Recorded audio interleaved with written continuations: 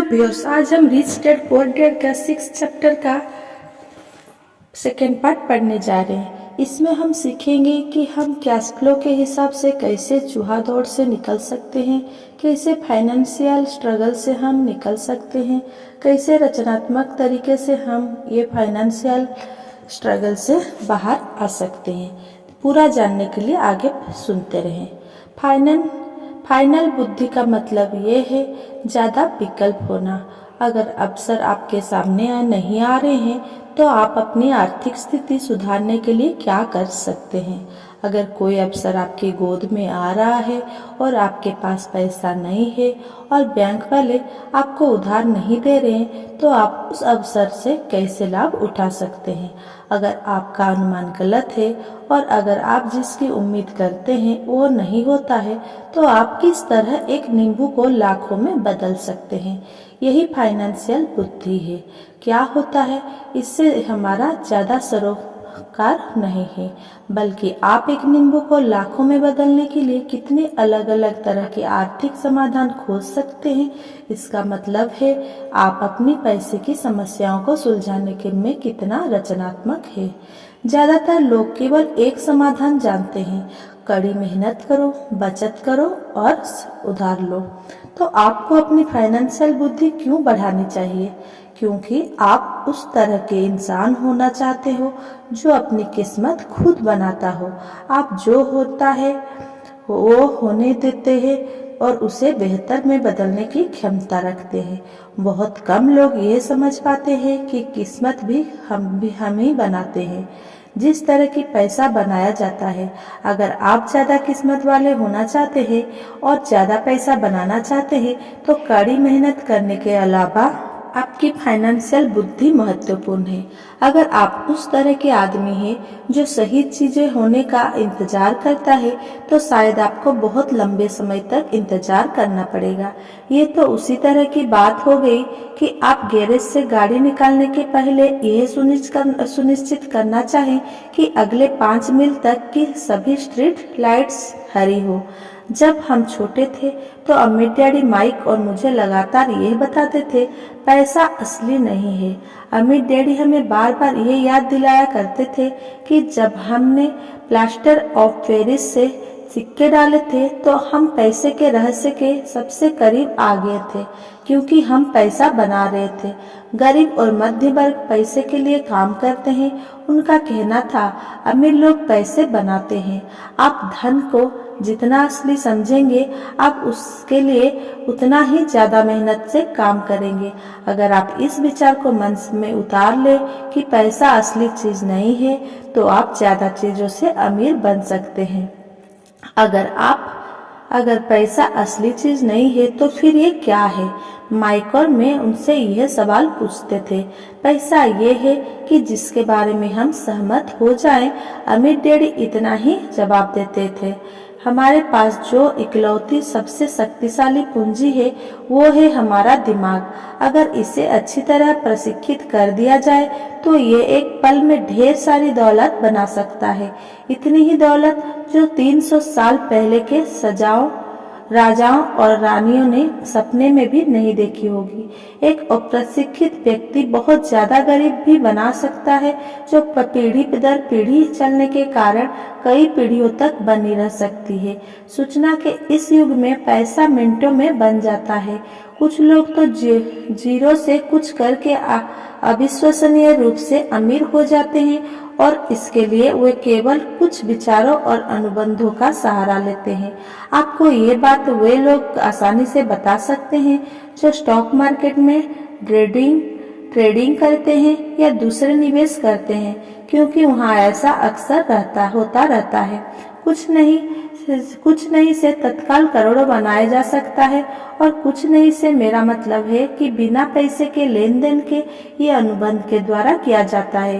Trading पीठ के में हाथ के एक संकेत से टोरंटो के ग्राहक के आदेश पर लिम्बन के ट्रेडर्स की स्क्रीन पर बत्ती जलती है और शेयर पल भर में टोरंटो पहुंच जाते हैं। 1 मिनट बाद शेयर बेचने का आदेश दिया जाता है और वे पल भर में बिक जाते हैं। इस पूरे मामलों में धन का लेन देन नहीं हुआ था, अनुबंधों का हुआ था। तो अपनी फाइनेंशियल प्रतिभा क्यों विकसित करें? इसका जवाब केवल आप ही दे सकते हैं। मैं आपको बता सकता हूँ कि मैं क्यों इसे विकसित कर रहा हूँ। क्योंकि मैं तेजी से धन कमाना चाहता हूँ, इसीलिए नहीं कि मुझे इसकी जरूरत है, बल्कि इसीलिए क्योंकि मैं ऐसा करना चाहता हूँ। ये सीखने की एक दिलचस्प प्रक्रिया है। मैं अपना फाइनेंशियल IQ इसीलिए विकसित करता हूँ क्योंकि मैं दुनिया के सबसे तेज और सबसे बड़े खेल में भाग लेना चाहता हूँ और अपने छोटे तरीके से मैं मानवता के अभूतपूर्व विकास का हिस्सा होना चाहता हूँ। एक ऐसे युग का जहाँ इंसान विरुद्ध रूप से केवल अपने दिमाग से काम करते हैं, शरीर से नहीं। इसके अलावा यहाँ ज्यादा रोमांच है, यहाँ पैसा है, यहाँ डर है, यहाँ आनंद है। इसीलिए मैं अपनी फाइनेंशियल बुद्धि में निवेश करता हूँ और अपनी सबसे शक्तिशाली संपत्ति को विकसित करता हूँ। मैं बहादुरी से आगे बढ़ने वाले लोगों के साथ होना चाहता हूँ। मैं पीछे रह जाने वाले लोगों के साथ नहीं होना चाहता हूँ। मैं पैसे बनाने का एक आसान उदाहरण देना चाहता हूँ। 1990 के दशक की शुरुआत में फ्रीक्वेंसी की अर्थव्यवस्था बहुत बुरी थी। मैं good morning America TV serial देख रहा था जब एक फाइनेंशियल प्लानर आया और उसने निराशावादी भविष्यवाणियां करना शुरू कर दिया। उसकी सलाह थी, पैसे बचाओ, हर महीने $100 बचाए और लाखों और 40 साल में आप भी करोड़पति बन सकते हैं। खैर, हर महीने निश्चित रकम बचाना भी एक अच्छा विचार है। ये एक विकल्प है, एक ऐसा विकल्प जिसे बहुत से लोग मान लेंगे। समस्या ये है कि ऐसा करने से आदमी यह नहीं जान पाता कि उसके आसपास क्या हो रहा है। वह अपने पैसे में ज्यादा महत्वपूर्ण बढ़ोतरी के बड़े मौके का फायदा नहीं उठा पाते। दुनिया उनके पास से गुजरकर आगे बढ़ जाती है। जैसा मैंने कहा, अर्थव्यवस्था उस समय बहुत बुरे हाल में थी। निवेशकों के लिए यह एक आदर्श बाजार स्थिति थी। मेरा काफी पैसा उस समय स्टॉक मार्केट और अपार्टमेंट हाउसेस में फंसा हुआ था। मेरे पास नकद पैसा नहीं था। चूंकि हर कोई बेच रहा था, इसीलिए मैं खरीद रहा था।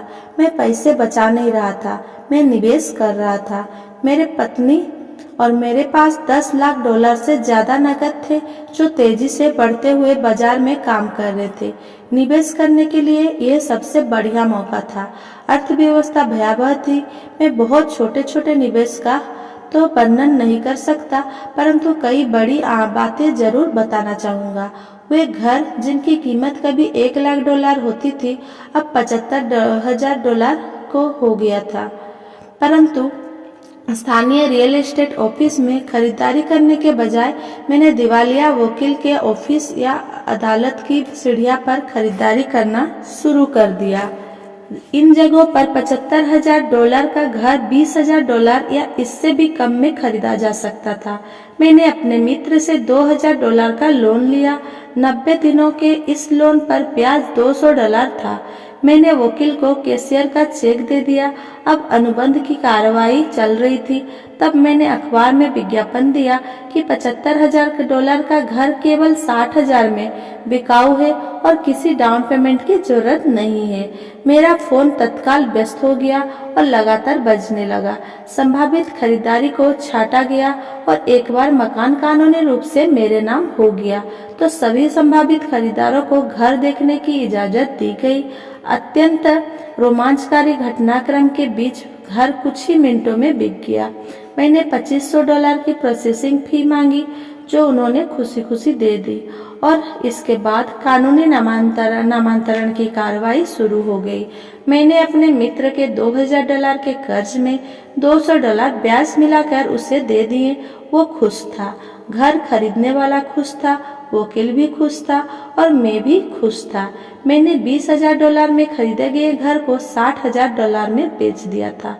मेरे पास खरीदार का शपथ पत्र था जिसने मेरे संपत्ति वाले कॉलम में $40,000 का जमा कर दिए थे। इस पूरी कार्यवाही में कुल 5 घंटे लगे थे। तो अब जबकि आप में पैसे की समझ आ चुकी है और आप अंक पढ़ सकते हैं, मैं आपको दिखाऊंगा कि ये किस तरह पैसे का आविष्कार करने का उदाहरण है। संपत्ति वाले कलम में $40,000 बनते हैं। बिना टैक्स चुकाए पैसे का आविष्कार कैसे किया जाता है? 10% ब्याज पर आपने $4,000 प्रति वर्ष के कैश फ्लो को सुनिश्चित कर लिया।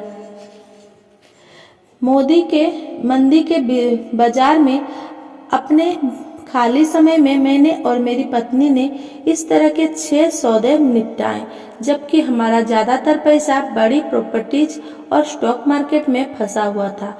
हम खरीदने और बेचने के सौदे में अपनी संपत्ति वाले कॉलम में $1,90,000 से ज्यादा बनाने में कामयाब हो गए थे।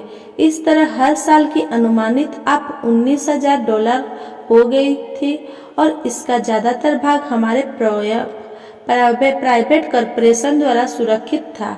इस $19,000 प्रति वर्ष का बड़ा हिस्सा हमारी कंपनी की कारों, पेट्रोल, ट्रिप्स, बीमे, ग्राहकों के साथ डिनर इत्यादि चीजों पर खर्च हो सकता था।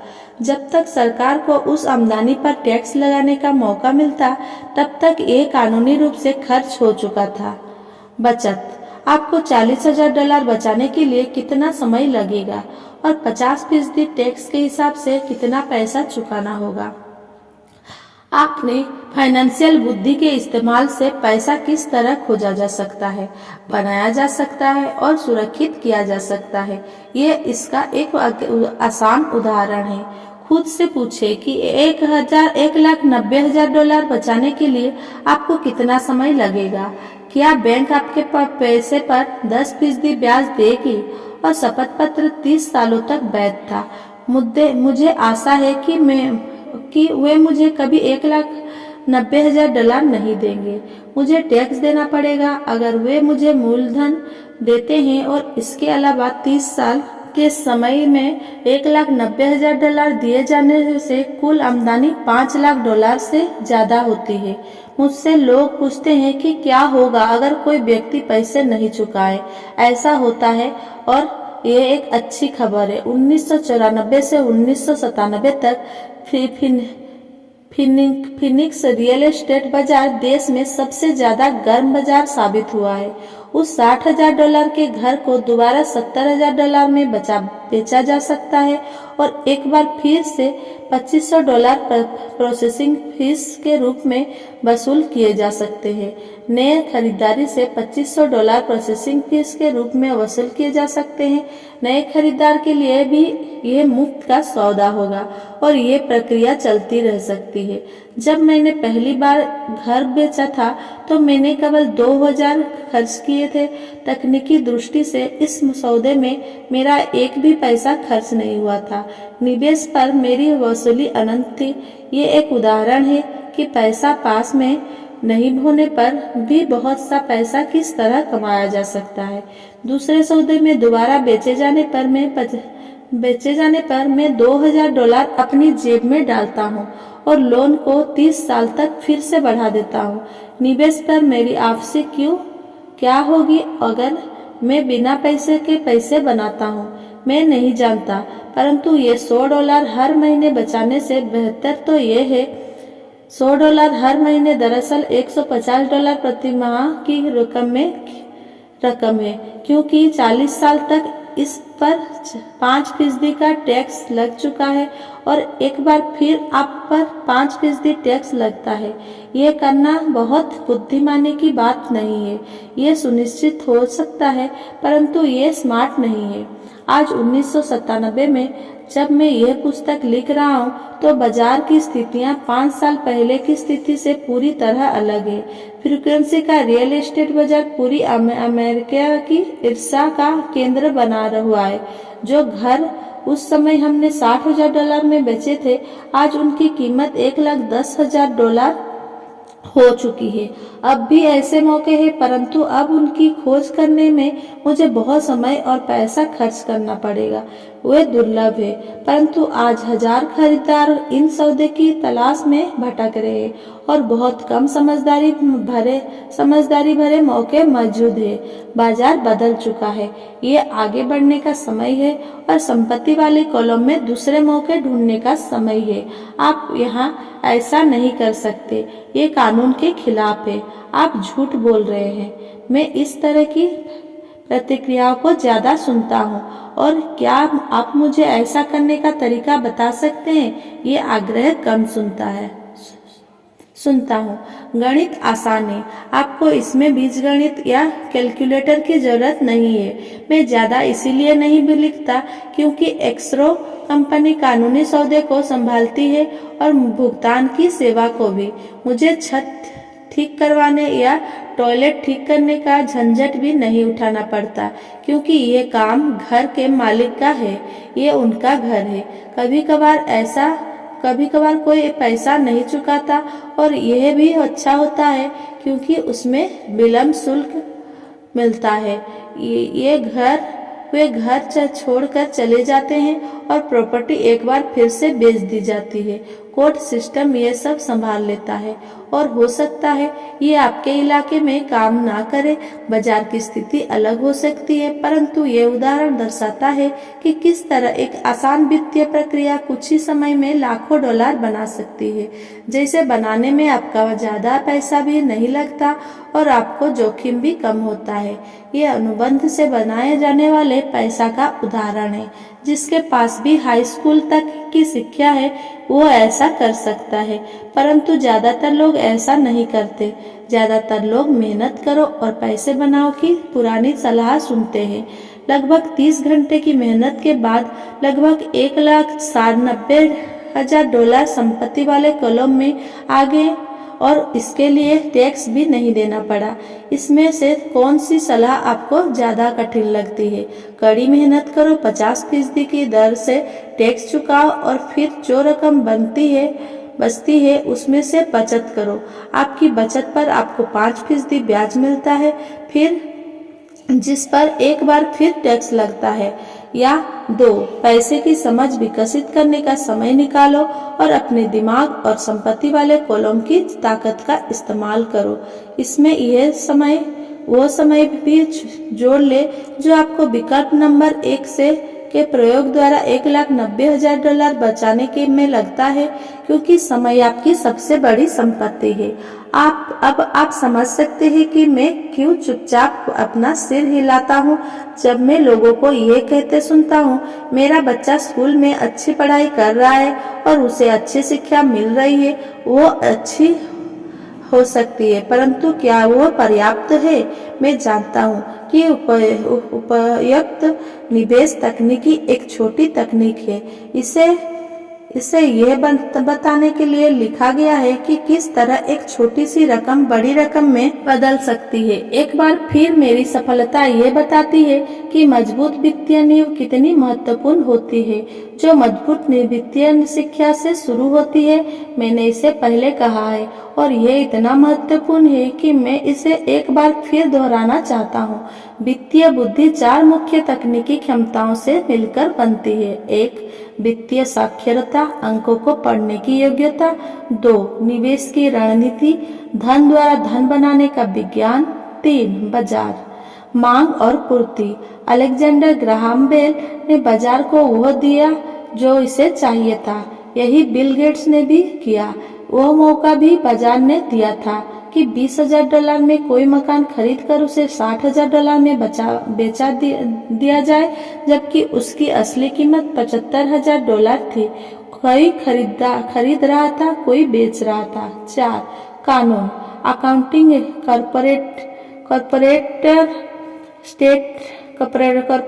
कॉर्पोरेटर स्टेट और नेशनल कानूनों और नीतियों के बारे में जागरूकता। मैं नियमों के भीतर रहकर खेलने की सलाह देता हूँ। अगर आप पैसे का आविष्कार करना चाहते हैं तो आप में ये मूलभूत आधारशिला होनी चाहिए या इन दक्षताओं का समन्वय होना चाहिए। चाहे आप ऐसा छोटे घर, बड़े अपार्टमेंट, कंपनियां, स्टॉक, बॉन्ड, म्यूचुअल फंड, बहुमूल्य धातुएं धातुएं बेसबॉल कार्ड खरीद कर करें या इसी किस्म का कोई दूसरा काम करें।